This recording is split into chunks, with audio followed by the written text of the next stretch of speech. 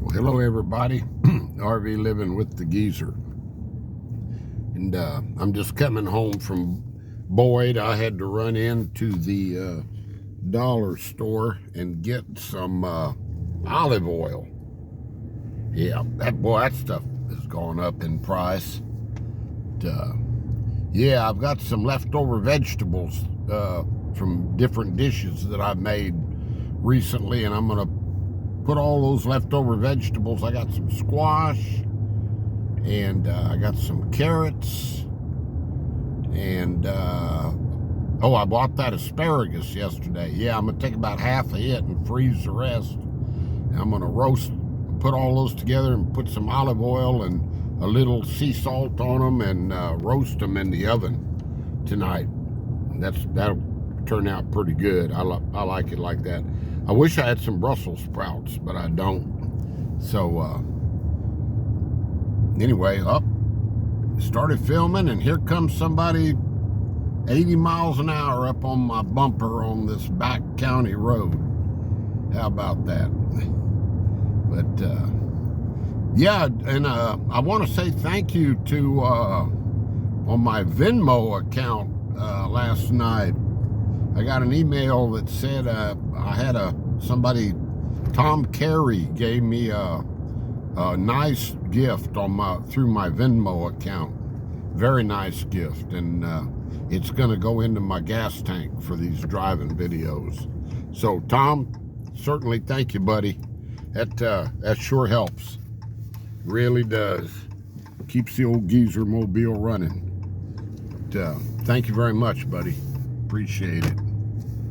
And yeah, just I had a few people comment when I was asking for suggestions about maybe talking about growing up on that ranch in my earlier life, and a little story came to my mind. It made me remember, when I was thinking back, made me remember an old man that lived out there, him and his wife. We moved out there when this is that ranch that my uncle bought and turned into a school of philosophy out near Leon Springs, Texas, 3 miles west of Leon Springs. And we moved out there from San Antonio when I was 3 years old. And I think my parents rented a house out there. Small, I remember it as just a small house. And my uncle was my dad's brother-in-law. So my dad went to work for him, and they were developing this school out there. So they were building buildings and houses. And my uncle had 3 daughters. Well, 2 of them moved out there, and their husbands both worked out there for my uncle. I just try to remember the group of people that was working out there. My dad, of course, worked for him. And it was one of those deals where you just did everything that needed to be done.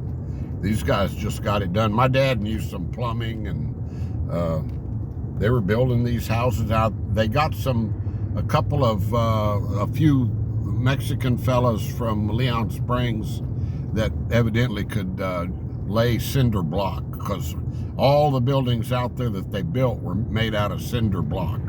So they had some brick, block layers. But I remember as a little boy, it was like every day, and my mom also worked out there. She helped in the kitchen. They had like a communal kitchen, and so I was more or less alone. We moved out there when I was 3, but I guess my babysitter or my child care, which there was no child care back then, but I guess it was an old Mexican man named Felipe. And Felipe was a good man. He must have been in his 70s, and he worked for my uncle. And I think he had worked on ranches his whole life. I think Felipe, what he did out there, they had donkeys, and Felipe, I remember he took care of the donkeys, and he hauled, they would pick the people's trash up you know, like every other day at their house, and they had a big hole dug, and Felipe drove, of course it belonged to my uncle's ranch. It was a 49 Chevrolet Apache pickup. And Felipe would come by our house like 8 o'clock in the morning and pick me up, and I would stay with Felipe all day, as far as I can remember, while my parents were working. I would just ride around in that truck with him and go with him. You know, I mean, he's watching me. I'm like 4 years old, right? And there was never a problem with anything. Never. I don't remember anything ever going, you know, like having problems or going wrong. And the thing I remember the most, Felipe was married, and I called her Mrs. Felipe. Their last name was Flores, Felipe Flores. But I never called her Mrs. Flores. I called her Mrs. Felipe. And he was just Felipe. He didn't. I knew him so well, even at 4 years old, I didn't have to call him Mister. You know, back then, if you were a kid, you called your adults Mr. and Mrs. You know, and yes sir and no sir. But Felipe and I were closer than that. He was like a stepdad to me, I guess. I was with him every day. And every day, what I remember most vividly, every day he would take us, we would go to his house at lunchtime. And Mrs. Felipe would have lunch ready to go for us. And every day, I remember we ate the exact same thing. He did not make much money at all, even back then. She made homemade tortillas, beans, pinto beans, and we had avocado with it. And that every day for lunch. We never ate anything different that I can ever remember. That was it. And their house was maybe 200 square feet. Maybe. I doubt if it was that big. I remember we walk in the front screen door, and there was a little tiny kitchen, maybe 8 by 8, something like that. And then you walk through the kitchen and into their bedroom, and it was tiny.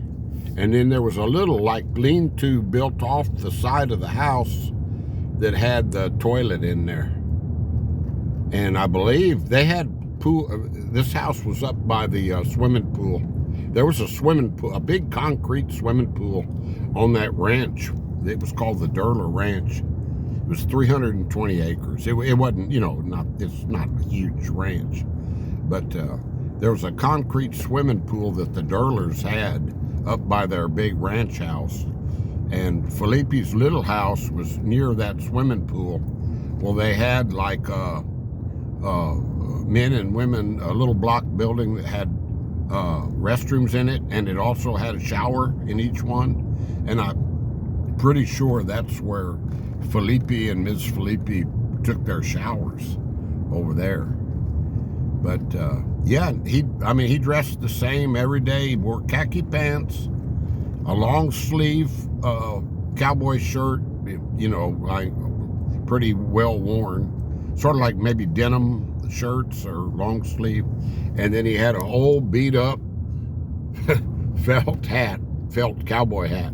You know, he was an old Mexican caballero, which is cowboy in Spanish, you know. And I remember I learned a little Spanish from him early. Yeah, he taught me a little Spanish. I was never can remember being bored with him. And, you know, everybody out there knew me. At that time, I was the only kid let's see. Yeah, at that time, I was the only kid on the ranch. And so there was nobody to, like, actually play with, you know. So I had a dog back then, Chico. It was my mom's Chihuahua. And Yeah, old Chico, he didn't go with us in the truck though. But that old truck, of course, it had the, floor shift. It had the starter button down on the floor by the gas pedal, and you dim the lights over with your left foot, the little light dimming switch. My audience on this channel is like around my age, this generation, so I'm sure a lot of y'all remember all of that. Show you some cattle out there, some livestock. I've been so busy reminiscing here, I wasn't even thinking about looking for livestock, and I love to do that. It's a pretty day, guys. It started out about 40 degrees this morning though, with the wind blowing. It was cold. It's up to 60 now, so it's beautiful, and the wind died down. So yeah, I left old Blanca at home today. She's taking her afternoon siesta on the couch. But all right, guys, well, I just wanted to talk about growing up out there, and there's a lot more stories to tell coming from out there. That's probably the earliest I can remember though, when we were living in that little rent house. We lived there about 3 years, and then my dad bought a house out there that somebody else had already built. So but yeah, that was it. I was telling somebody the other day, some more cattle. I was telling somebody the other day, it said, I am so blessed that I grew up when I did. I mean, I could not pick a better time than grow up in the 50s and 60s. I just love that time period, and it's so different now, and it was so much simpler back then, So, wow. But, yeah, I've been blessed. So, all right, guys, peace out to you, and stay blessed, and stay positive, and just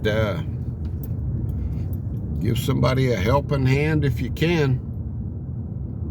We'll be talking at you later, and thanks again, Tom. I sure appreciate that deposit into my Venmo. It sure helps. Talk to y'all later. Bye-bye.